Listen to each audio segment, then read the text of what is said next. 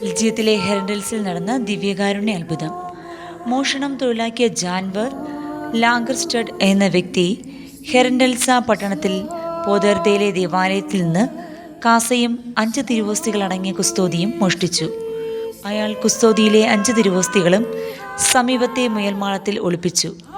ന്യായാധിപനായ Gilbert ദെ പേപ്പിൻ്റെ വിദഗ്ധമായ അന്വേഷണത്തിൽ അയാളുടെ പക്കൽ നിന്നും കാസയും കുസ്തോതിയും കണ്ടെടുത്തു.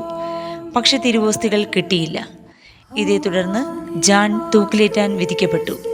കഴുമരത്തിലേക്ക് കയറുന്നതിന് തൊട്ടുമുൻപ് താൻ മേൽമാളത്തിൽ 5 തിരുവോസ്തികൾ ഒളിച്ചു വച്ചിട്ടുണ്ട് എന്ന കാര്യം ജാൻ കോടതിയിൽ ഏറ്റുപറഞ്ഞു. ജഡ്ജി ഉടൻ തന്നെ വധശിക്ഷ നിർത്തിവയ്പ്പിക്കുകയും തിരുവോസ്തികൾ ഒളിപ്പിച്ച കൃത്യസ്ഥലം കാണിച്ചു തരാൻ ആവശ്യപ്പെടുകയും ചെയ്തു. തിരുവോസ്തികൾ ഒളിപ്പിച്ച സ്ഥലം കാണാൻ ഒരു വലിയ ജനക്കൂട്ടം അവരെ പിന്തുടർന്നു. വയലിലെ മുയൽമാളത്തിനടുത്തെത്തിയപ്പോൾ തിരുവോസ്തികൾ യാതൊരു മാറ്റവും സംഭവിക്കാതെ ദിവ്യപ്രകാശം ചൊരിഞ്ഞ് കുരിശാകൃതിയിൽ ഇരിക്കുന്നതായി അവർ കണ്ടു. 1441 ജനുവരി 2 ഈ അത്ഭുതത്തെ ഹെർഡൽസിലെ മജിസ്ട്രേറ്റ് അധികാരികമായി പ്രഖ്യാപിച്ചു. തിരുവോസ്തികൾ കാണപ്പെട്ട സ്ഥലത്ത് ഒരു കപ്പേള പണികഴിപ്പിച്ചു. 1749 ബെനഡിക്റ്റ് 14 മാർപ്പാപ്പ ഈ കപ്പേള സന്ദർശിച്ചിരുന്നു.